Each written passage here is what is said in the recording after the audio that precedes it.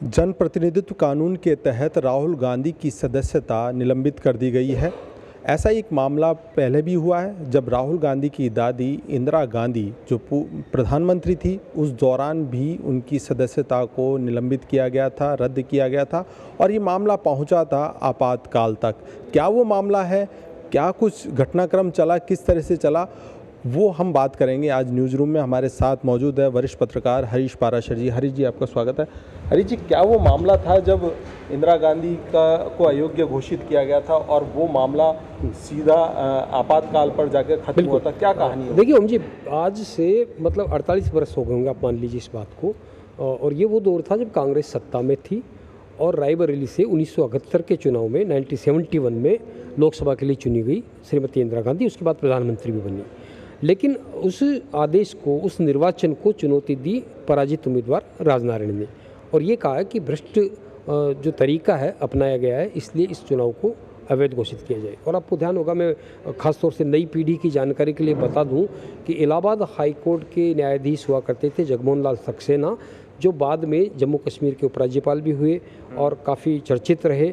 उन्होंने फैसला दिया कि ये प्रधानमंत्री की जो योग्यता है, जो उनकी सदस्यता है लोकसभा की, वो लोकसभा की सदस्यता जनप्रतिनिधित्व कानून के तहत रद्द की जाती है, क्योंकि वो भ्रष्ट आचरण अपनाने की दोषी है। और क्या आरोप थे ये भी जानना जरूरी है।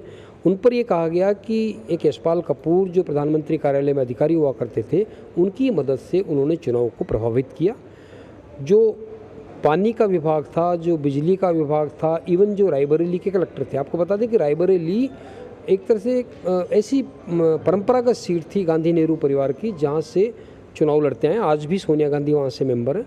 तो रायबरेली के मजिस्ट्रेट, जो जिला मजिस्ट्रेट थे, उनको भी दोषी माना गया, उनको भी कहा गया कि उनकी मदद ली। और ये भी नहीं, केवल इतना ही नहीं, बल्कि श्रीमती गांधी को 6 साल के लिए संसद और लोकसभा की जो चुनाव लड़ने की योग्यता, उससे भी अयोग्य घोषित कर दिया गया। बहुत बड़ा फैसला था, बहुत बवाल हुआ था और ये साफ लगने लग गया था कि अब जो है कुछ नया होने वाला है। आपको ये मैं बता दूं कि उसके बाद 2-3 दिन बाद ही 12 जून 75 को जब ये सज़ा सुनाई सोनिया जी, जब इंदिरा गांधी तब प्रधानमंत्री के पद पर थी। बिल्कुल। और ये भी मैं आपको बता दूं कि प्रधानमंत्री रहते हुए किसी की सदस्यता खारिज होने का ये पहला मामला है पूरे देश के अंदर।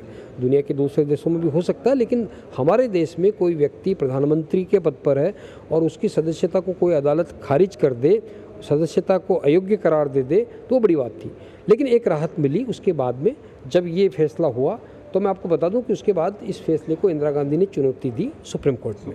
और सुप्रीम कोर्ट में 24 जून 75 को देश की सुप्रीम कोर्ट ने अपना फैसला तो दिया, लेकिन देखिए उसमें भी कई गलियां थी। उसमें क्या कहा सुप्रीम कोर्ट ने कि आप प्रधानमंत्री पद पर बने रह सकते हैं आप, लेकिन लोकसभा की जो हाजिरी रजिस्टर है सदस्यों का, उसमें सिर्फ हस्ताक्षर कर सकते हैं आप, लोकसभा की कार्यवाही में बोल नहीं सकते। हाँ, लेकिन ये कहा कि प्रधानमंत्री के रूप में दायित्व निर्वहन करते वक्त अगर आपको कुछ भत्ते मिलते हैं तो वो आप ले सकते हैं।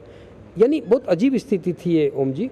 और यूँ लगने लग गया था कि अब ये एक नाम मात्र का, जैसे अपन कहते हैं ना कि 6 महीने के लिए आप बिना किसी को मुख्यमंत्री बना सकते हो, बिना राज्यसभा की राज्य विधानसभा की सदस्यता लिए हुए, ठीक ऐसी स्थिति हो गई थी इंदिरा गांधी की। पावर थे ना अधिकार थे, कुछ नहीं था, वो नाम की प्रधानमंत्री थी। तो उसके बाद मैं जो ये बताना चाहता हूँ आपको और ख़ासतौर से हमारे दर्शकों को भी, कि जो 26 जून 75 का दिन है, जिसको आज का जो सत्ता में लोग बैठे हैं वो काला दिन मनाते हैं, आपातकाल के रूप में आपातकाल घोषित करने का दिन है, उसकी जो रूपरेखा है वो इन्हीं 2 फैसलों की पृष्ठभूमि में लिखी गई।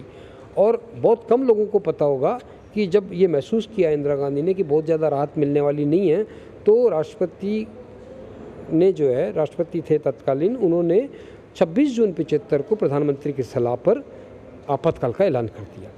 और 12 जून 1975 को सजा का ऐलान हुआ, सजा सुनाई गई और उसके बाद 26 जून 75 को इतने दिनों में आपातकाल लागू हो गया। और आप ये भी देखिए, मजे की बात ये है कि जब देश के नाम संदेश प्रसारित किया प्रधानमंत्री के रूप में इंदिरा गांधी ने, तो उनका ये कहना था कि प्रजातंत्र को बचाने के नाम पर प्रजातंत्र को खत्म किया जा रहा है। और ये भी कहा कि विपक्षी दल जो है निर्वाचित प्रतिनिधियों को इस्तीफा देने को बाध्य कर रहे हैं।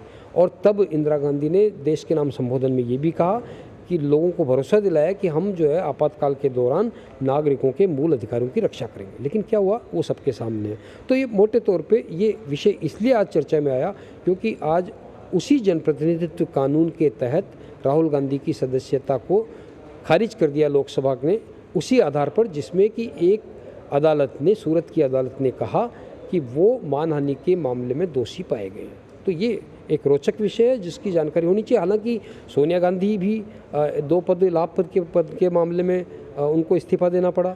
राहुल गांधी को ये जो हमने बताया आपका ये हुआ ही, और इंदिरा गांधी का, यानी पूरे गांधी नेहरू परिवार के जो तीनों दिग्गज थे उन तीनों को अलग अलग कारणों से अपनी सदस्यता पर उनके तलवार लटकी। ये सब लोगों को आज पता होना चाहिए। जो हरीश जी, अब राहुल गांधी, इंदिरा गांधी की आपने पूरा किस्सा सुनाया, किस तरह से उनको सजा सुनाई गई और फिर सदस्यता रद्द की गई और फिर उसके बाद में आपातकाल लागू हुआ। अब राहुल गांधी विपक्ष में है, अब उनके सामने क्या क्या चुनौतियां हैं और क्या क्या वो कदम उठा सकते हैं, क्या क्या उनके सामने रास्ते हैं? इस देखिए, विपक्ष तो ये कहेगा कि प्रजातंत्र का गला घोंटा जा रहा है, और कहा भी है, नेता कह भी रहे हैं कि आप प्रतीक्षा तो करते, महीने भर की मोहलत का इंतजार तो करते, लेकिन जनप्रतिनिधित्व कानून की जो दायरा है, जो भी इन्हीं लोगों ने मिलकर किया, पक्ष विपक्ष सब ने मिलकर किया है, तो मुझे लगता है कि बहुत ज़्यादा चांस राहुल गांधी के पास जब तक नहीं है जब तक कि अगली अदालत इस आदेश को खारिज कर दे और कोई राहत देने की कोशिश करे। लेकिन जनप्रतिनिधित्व कानून में साफ लिखा है कि अगर कोई दोषी ठहरा दिया जाता है तो उसकी स्वतः ही सदस्यता खत्म हो जाएगी, अगर 2 साल या इससे अधिक की सज़ा का प्रोविज़न है। तो जो कार्यवाही हुई वो ठीक हुई है। अब इसके संवैधानिक पहलू पर अलग अलग चर्चा होगी, अलग अलग मसला होगा, विधिक विशेषज्ञों की राय भी ली जाएगी, लेकिन मुझे लगता है कि ये एक भारतीय राजनीति में एक नया अध्याय है इस तरह का, और ये भी बताने की कोशिश की है कि देश की अदालत सबसे ऊपर है।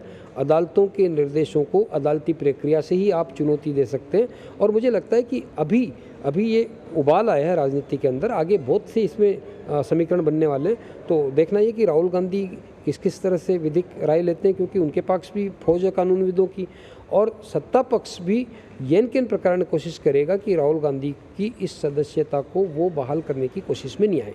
ये अभी का परिदृश्य लगता है।